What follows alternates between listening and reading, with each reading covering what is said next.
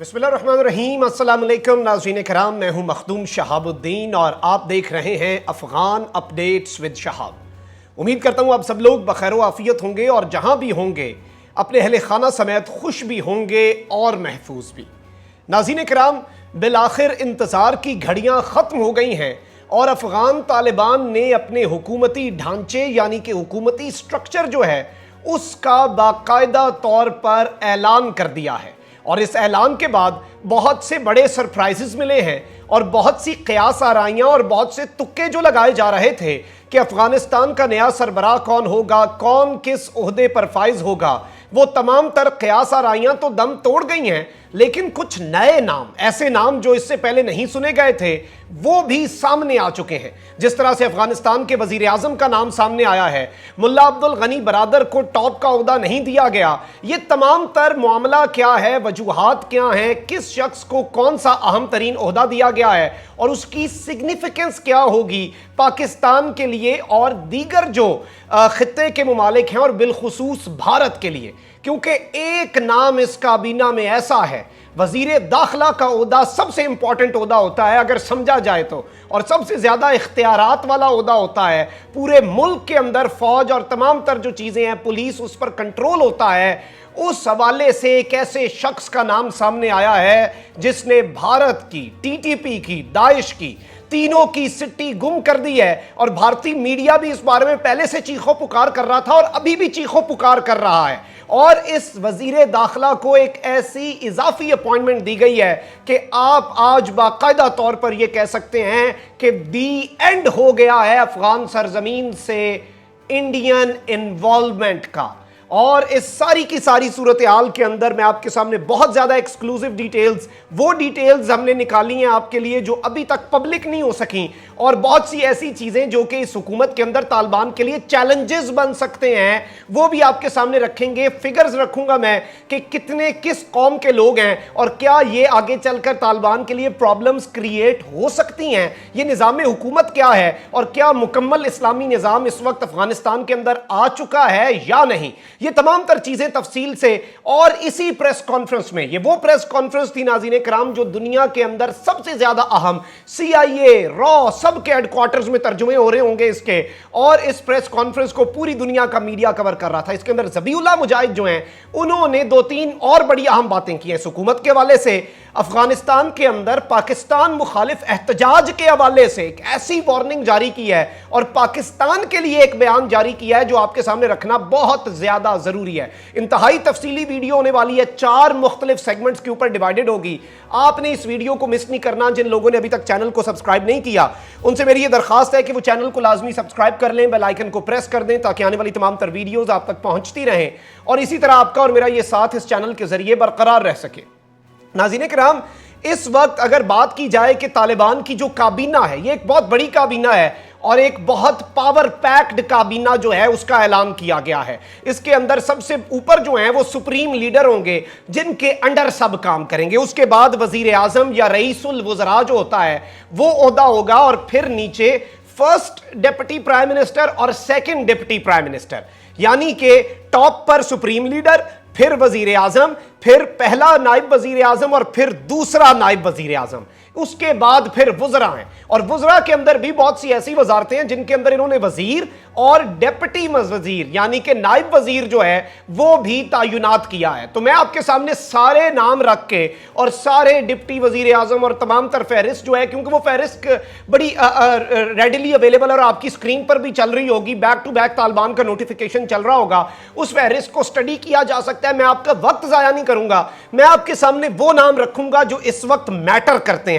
और इस सारी की सारी सूरत हाल के अंदर कौन किस ओहदे पर रहेगा और उसके क्या इंप्लीकेशंस होंगी। और ये जो अंदरूनी खलफशार की बातें आ रही थी कि मुल्ला अब्दुल गनी बरादर टॉप पे नहीं आ रहा है, क्या मामला बना, वो स्टोरी भी हासिल हो चुकी है हमें, उस हवाले से भी कुछ डिटेल्स हैं। सबसे पहले मैं आपको 3 इंपॉर्टेंट टेक अवेज हैं ज़बीउल्लाह मुजाहिद की इस लेटेस्ट प्रेस कॉन्फ्रेंस के अंदर से जो मैंने आपके सामने रखने हैं। सबसे पहले उन्होंने کہا کہ مظاہرین کے پیچھے موجود لوگ ملک سے باہر ہیں. یہ جو احتجاج یہاں پر ہو رہے ہیں افغانستان کے اندر، پاکستان کی ایمبیسی کے باہر احتجاج ہوا آج اور طالبان کو فائرنگ کرنی پڑ گئی، اور یہ تمام تر احتجاج جو ہیں ان کے حوالے سے جب ذبیح اللہ مجاہد سے سوال ہوا تو انہوں نے مظاہروں میں صحافیوں کے ساتھ ہونے والی بدتمیزی کے واقعات پر بھی صحافیوں نے احتجاج کیا. تو ذبیح اللہ مجاہد نے کہا کہ ابھی تک بحرانی حالات ہیں اور لوگ اس لیے احتیاط کریں. انہوں نے کہا کہ ابھی جو مظاہرے ہو رہے ہیں جہاں سے مظاہرین کا دل کرتا ہے وہاں سے شروع ہو جاتے ہیں، اور جہاں پر ان مظاہرین کا دل کرتا ہے وہاں پر یہ مظاہرہ ختم کر دیتے ہیں. طالبان ترجمان نے کہا کہ مظاہرین کے پیچھے موجود لوگ ملک سے باہر ہیں اور وہ چاہتے ہیں کہ بحرانی کیفیت ہو. ہمارے پاس ابھی تک نظام نہیں ہے اور قانون کی کوئی تعریف بھی نہیں ہے، جو کانسٹیٹیوشن ہے وہ اس وقت ڈیفائنڈ نہیں ہے، اس لیے ہم لوگوں سے کہتے ہیں کہ وہ مظاہرے کرنے سے گریز کریں اور ذرا انتظار کریں، تحمل کا مظاہرہ کریں، اور فوراً انوالومنٹ افغانستان کو ڈی سٹیبلائز کرنے کے لیے اس کی جانب بہت اہم انہوں نے ایک اشارہ کیا. اب وادی پنشیر کے اندر احمد مسعود کہہ رہا ہے کہ جنگ ہو رہی ہے، ہم ابھی تک لڑ رہے ہیں، پتہ نہیں یہ کون سی لڑائی چل رہی ہے جس کی کوئی خبر نہیں باہر آ رہی. اور اس حوالے سے بھی ذبیح اللہ مجاہد نے کہا کہ پنشیر میں لوگ کہہ رہے ہیں کہ جنگ ہو رہی ہے لیکن وہاں پر مکمل طور پر امن ہے اور باقاعدہ طور پر وہاں پر کوئی ایشو کسی کو نہیں ہے. اور اس میں انہوں نے کہا کہ پنشیر کے رہنما ملک سے باہر جا چکے ہیں، وہ بھاگ چکے ہیں، اور یہ ہم کنفرم کر رہے ہیں کہ وہ یہاں سے نکل چکے ہیں. اب پاکستانی حمایت کے اوپر جو پروپیگنڈا ہو رہا ہے کہ پاکستان انہیں سپورٹ کر رہا ہے، پاکستان ان کے ساتھ ہے، اس حوالے سے بھی ذبیح اللہ مجاہد نے بڑی اہم باتیں کی ہیں. پاکستانی حمایت کا الزام پروپیگنڈا ہے، ہم اسے رد کرتے ہیں. افغانستان کے معاملات میں پاکستان کی مبینہ مداخلت کے الزام اور طالبان کو مبینہ پاکستانی حمایت کے بارے میں انہوں نے کہا کہ یہ ایک پروپیگنڈا ہے اور اسے ہم کیٹیگوریکلی ریجیکٹ کرتے ہیں. انہوں نے کہا کہ پاکستان سے ہمارا کوئی لینا دینا نہیں، ہمیں کسی ملک سے کسی قسم کی امداد نہیں مل رہی، ہمارا اپنا ملک ہے، ہمارا عزت اور احترام کا رشتہ ہے. اور انہوں نے کہا کہ اس بات کو کوئی ثابت نہیں کر سکتا کہ ہمیں پاکستان سے مدد مل رہی ہے، اور یہ پروپیگنڈا کوئی نیا نہیں ہے، ہمارے لیے یہ کوئی نئی بات نہیں ہے.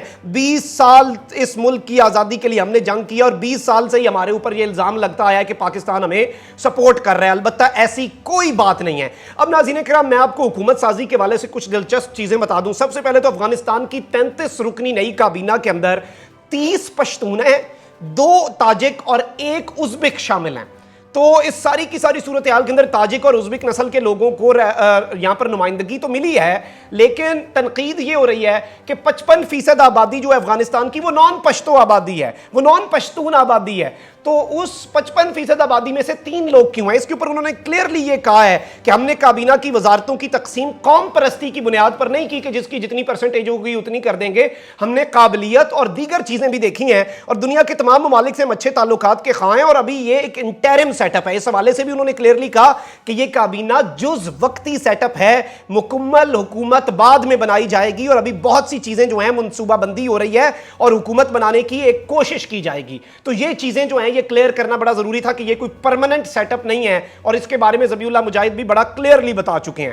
اب ناظرین کرام، سوال یہ پیدا ہوتا ہے کہ آپ یہ دیکھ سکتے ہیں کہ افغانستان کی نئی حکومت کا اعلان ہو گیا اور وزراء کی مکمل فہرست. یہ فہرست کے میں امپورٹنٹ نام آپ تک رکھ دیتا ہوں.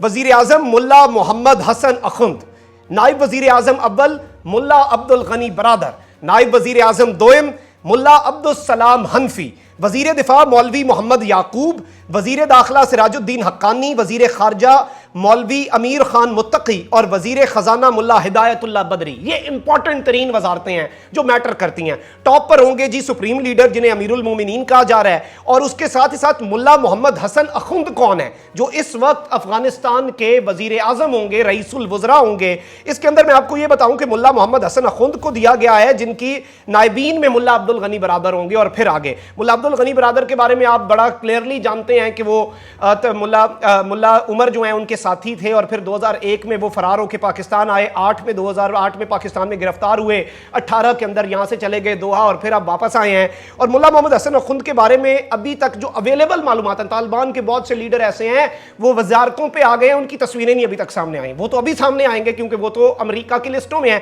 اس وقت جو وزیر اعظم بن رہے ہیں ملا محمد حسن، یہ اقوام متحدہ کی بلیک لسٹ میں شامل ہیں، یہ بلیک لسٹڈ ہیں یونائٹڈ نیشنز کے مطابق. طالبان کی راہبر شورا جو ہے، جو کہ سب سے امپورٹنٹ ان کی ایک شورا ہے، کمیٹی ہے، اس کے یہ قائد ہیں. اطلاعات کے مطابق خود طالبان کے امیر ملا ہیبت اللہ اخندزادہ نے ان کا انتخاب کیا ہے. طالبان کے آخری دور حکومت میں یہ گورنر اور وزیر رہ چکے ہیں اور طالبان کے بانی ملا عمر کے انتہائی قریبی ساتھی سمجھے جاتے تھے یہ، اور یہ ان کی پروفائل ہے جو اس وقت افغانستان کے وزیر اعظم بنے ہیں۔ اور اس کے ساتھ ساتھ ملا محمد یعقوب جو کہ وزیر دفاع ہیں اور قاری فصیح الدین جو کہ آرمی چیف ہیں۔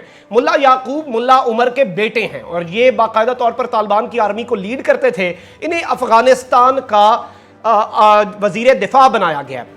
اب ناظرین کرام جو سب سے امپورٹنٹ عہدہ ہے میں سمجھتا ہوں فورن منسٹری کا عہدہ بڑا چیلنجنگ ہوگا کیونکہ پوری دنیا کو ایک آن بورڈ لینا، لیکن سب سے اہم ترین عہدہ جو ہے میں یہ سمجھتا ہوں کہ اس وقت وزیر داخلہ کا ہے، اور وزیر داخلہ کا جو عہدہ دیا گیا ہے وہ سراج الدین حقانی کو دیا گیا ہے۔ اب یہ سراج الدین حقانی کون ہے؟ یہ بڑی دلچسپ کہانی ہے۔ D G I S I lieutenant general Faiz Hameed جب گئے تھے کابل تو اس وقت بھی بہت سی باتیں ہوئیں، اور دونوں باتیں جو انڈین میڈیا کو لگ رہا تھا کہ جی اس کے امکانات ہیں، انہوں نے وہ جنرل فیض کے کھاتے ڈال دیں تاکہ بعد میں وہ رونا رو سکیں۔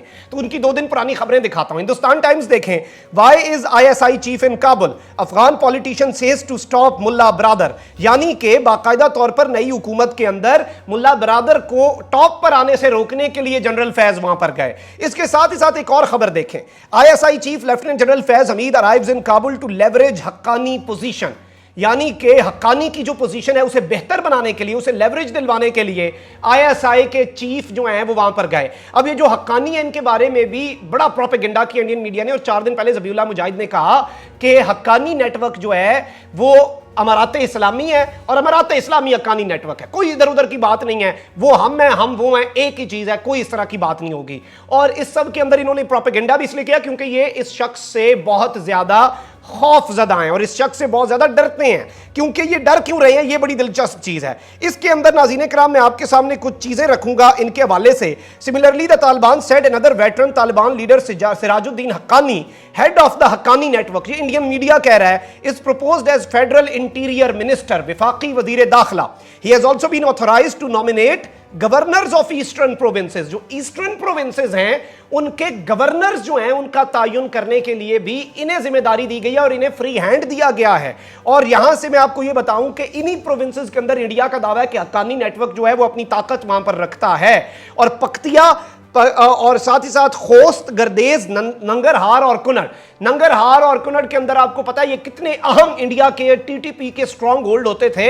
یہاں پر ان کے جو کونسلیٹس ہیں وہ پاکستان کے خلاف دہشت گردی کرتے تھے، اور یہ اس وقت خوف زدہ ہیں اور باقاعدہ طور پر ڈرے ہوئے ہیں یہ سراج الدین حقانی کے نام سے کہ یہ پتہ نہیں آ کر ہمارے ساتھ کیا کر دے گا، یہ تباہی پھیر دے گا، یہ فلانا کر دے گا، ڈمکانا کر دے گا، اور اس طرح کی بہت سی چیزیں جو ہیں وہ اس وقت منظر عام پر لائی جا رہی ہیں۔ اور انڈین میڈیا جو ہے، ٹی ٹی پی جو ہے اور داعش جو ہے، یہ شخص جب آ گیا ہے، اس لیے تو یہ ڈی جی فیض کے ساتھ اور D G I S I general Faiz کے ساتھ نتھی کر رہے تھے کہ انہیں پتا تھا کہ اس شخص نے آنا تو ہے۔ طالبان 5 دن پہلے ڈی جی آئی ایس آئی کے جانے سے پہلے کہہ چکے ہیں کہ یہ ہم میں سے ہیں اور ہم ایک ہیں، تو انہوں نے اس سے پہلے ہی پروپیگنڈا کیا کہ یہ کل کو چیخ سکیں، اب یہ اور چیخیں گے۔ ان کی اتنی چیخیں 7ویں آسمان تک جائیں گی سراج الدین حقانی کے نام پر، نئے وزیر داخلہ کے نام پر، کہ آپ امید بھی نہیں کر سکتے۔ یہ آن گراؤنڈ سچویشن ہے ناظرین کرام، اور اس سب کے اندر ملا عبد الغنی برادر جو ہیں انہیں 2nd نمبر پر رکھنا بھی طالبان کی حکمت بتائی جا رہی ہے، اور ووٹنگ ہوئی اور اس ووٹنگ کے اندر وہ 2nd نمبر پر آئے، ان سے اوپر ایک شخص کو لایا گیا ہے، اور اس کے اندر ان کی اپنی وہ کہہ رہے ہیں کہ ملا عبد الغنی برادر کو کوئی اس سے ایشو نہیں ہے،